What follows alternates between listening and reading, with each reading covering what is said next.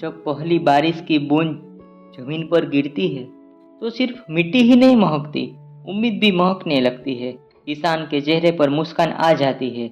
उसे लगता है अब खेत जाग जाएगा, बीज जीवन बन जाएगा और मेहनत का सफर शुरू होगा। लेकिन यही से शुरू होती है खेती की सबसे बड़ी परीक्षा। हम अक्सर कहते हैं इस साल बारिश अच्छी हुई है, लेकिन खेती में सवाल सिर्फ इतना नहीं होता कि बारिश हुई है या नहीं। असल सवाल होता है बारिश कब हुई, कितनी हुई, कितनी देर तक हुई और बारिश के बाद खेत में क्या हुआ।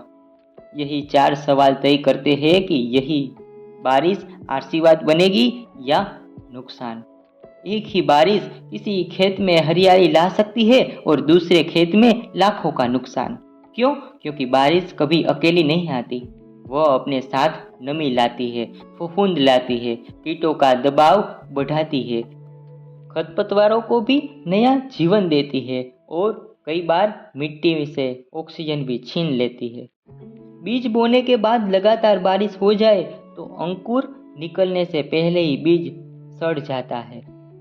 अगर खेत में पानी रुक जाए तो जड़ें सांसें लेना बंद कर देती है। अगर पौधे कमजोर हो तो वही नमी रोगों का घर बन जाती है। यानी जिस पानी का किसान इंतजार करता है, कभी कभी वही पानी सबसे बड़ा इम्तिहान भी बन जाता है। लेकिन क्या इसका मतलब बारिश खराब है? बिल्कुल नहीं। बारिश दुश्मन नहीं है, बारिश तो प्रकृति का संतुलन है। समस्या तब शुरू होती है जब हम मौसम को समझे बिना ही खेती करने लगते हैं। सफल किसान वह नहीं जिसे हर साल अच्छी बारिश मिले।